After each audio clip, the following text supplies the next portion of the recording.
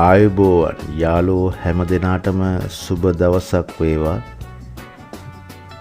මම අදත් මගේ රෙසිපියක් ගෙවල් තියෙන්නේ. මම අද කඩල පරිප්පුවක් හදන්නේ. මේ පරිප්පුවේ තියෙන විශේෂත්වය තමයි මම මේක පොල් කිරි නොදා හදන්නේ.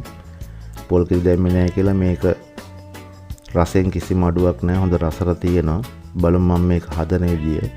මගේ channel එකට අලුත් කෙනෙක් ඉන්නම් channel එක subscribe කරලා එකතු වෙන්න. එකතු වෙලා ඉන්න යාළුවෝ හැමෝටම ගොඩක් ස්තුතියි. අපි යමු වීඩියෝ එකට.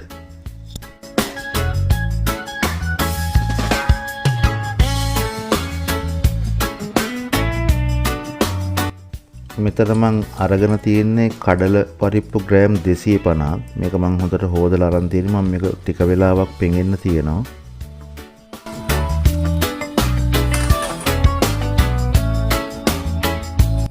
මේ පැය භාගයකට පස්සේ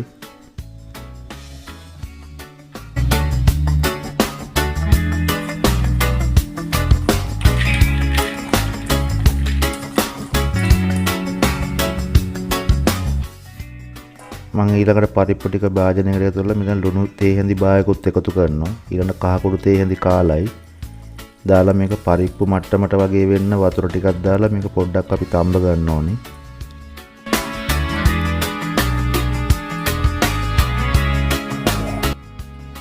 මම දැන් පරිප්පු ටික තැම්බෙනකන් ඉතුරු ඒවා ටික ලෑස්ති කර ගන්නවා. බලමු මම එතන ගන්න දේවල්. මෙතන කපාගත්ත ලුණු, සුදු ලුණු, අමු මිරිස්, වියලි මිරිස්, ඒ වගේම රම්පේ, කුරුඳු කෑල්ලක්, එවං කරපිංච ටිකක්. මේ කරපිංච ටික මං හීනියට කපලා ගන්නෙ.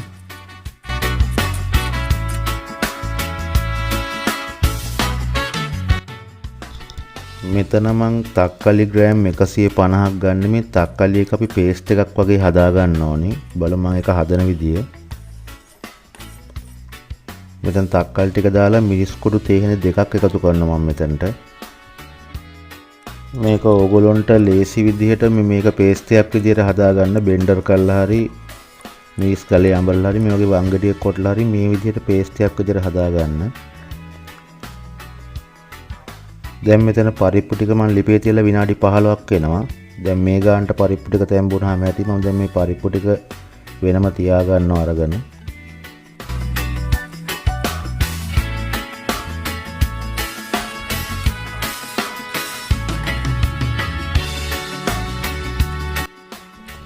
දැන් ඊට පස්සේ බලමු මම කොහොමද මේක ඉතුරු ටික හදන්නේ කියලා. මම දැන් භාජනයක් ලිපේ තියලා මෙතනට තෙල් මේසෙන් දෙකක් එකතු කරනවා. එකතු කරලා මුලින්ම කපාගත්තු සුදු ලුණු ටික, ඒවෙන් කුරුදු කෑල්ලක්, ඒවගෙන් රම්පේ කෑල්ලක්, කපාගත්තු ලුණු ටිකක්, අමු මිරිස් මේ ටික දාලා මේ ටික විනාඩි 2ක් විතර ටෙම්පරාදු කරගන්නවා.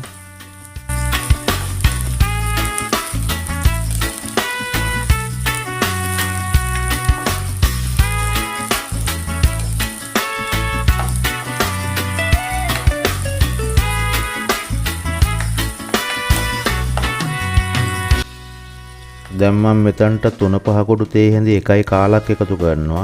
ඒ වගේම කහ කුඩු තේ හැඳි කාලක් එකතු කරනවා. එකතු කරලා මේක තව පොඩ්ඩක් මික්ස් කරනවා මම.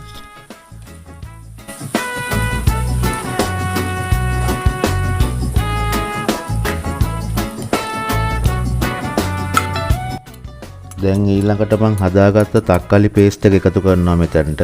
එකතු කරලා මේක තක්කාලි වල අමු ගතිය යන්න පොඩ්ඩක් මේක පේස්ට් එක පොඩ්ඩක් රත් වෙන විදිහට විනාඩියක් දෙකක් විතර මේක ටෙම්පරාදු කරගමු.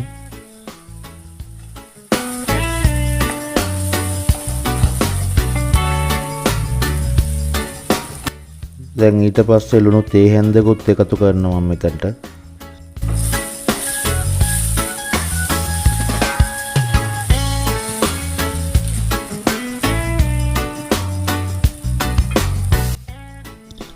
දැන් මම තඹගත්ත පරිප්පු ටික ඒකේ තියෙන වතුර ටිකත් එක්ක මේක එකතු කරනවා. මේකේ වතුර නම් ටිකක් හිඳිලා තියෙන්නේ. මම මේ දාපු එකේ මේකට මට තව වතුර ටිකක් එකතු කරගන්න වෙනවා. ඒකන්ද ඔයගොල්ලෝ පරිප්පු ටික තැම්බෙන්න තියෙනකොට වතුර පොඩ්ඩක් වැඩියෙන් තිබ්බට කමක් නැහැ. මම දැන් වතුර එකතු කරන්න කලින් මේක අර සෝස් එකත් එක්ක පරිප්පු ටික හොඳට කවලම් වෙන විදිහට මේක හොඳට පොඩ්ඩක් කවලම් කරලා තමයි මම මෙතනට වතුර ටිකක් එකතු කරන්නේ.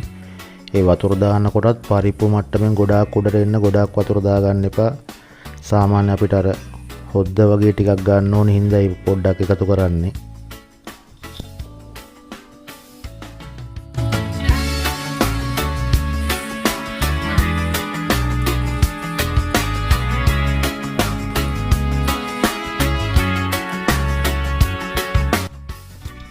දැන් මම මේක හොඳට කලවම් කරලා ඉවරලා මේක දැන් ටික වෙලාවක් මම වහලා ලිපේ තියා ගන්නවා.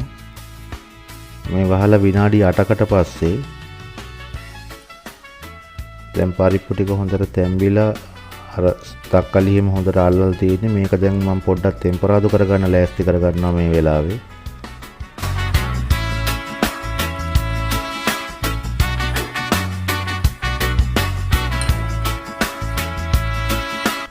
දැන් ටෙම්පරාදු කරනකොට තෙල් මේසෙ හැඳි 4ක් එකතු කරනවා. ඒ වගේම අබතේ හැඳි කාලයි.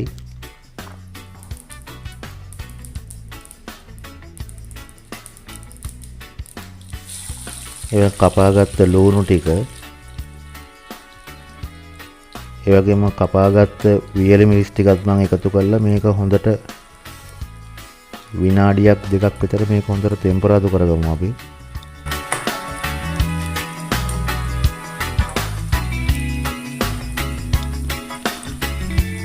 දැන් මම මේ ටික විනාඩි දෙකක් විතර ටෙම්පරාදු කරගත්තා. ටෙම්පරාදු කරලා මම දැන් පරිප්පු එකයි මම ලිපේ තියා ගන්නවා. ලිපේ තියලා මේ ටෙම්පරාදු එකතු කරනවා මේකට. එකතු කරලා පරිප්පුවට හොඳට මේ ටෙම්පරාදු එකතු වෙන විදිහට මේක විනාඩියක් දෙකක් විතර අපි කලවම් කරමු.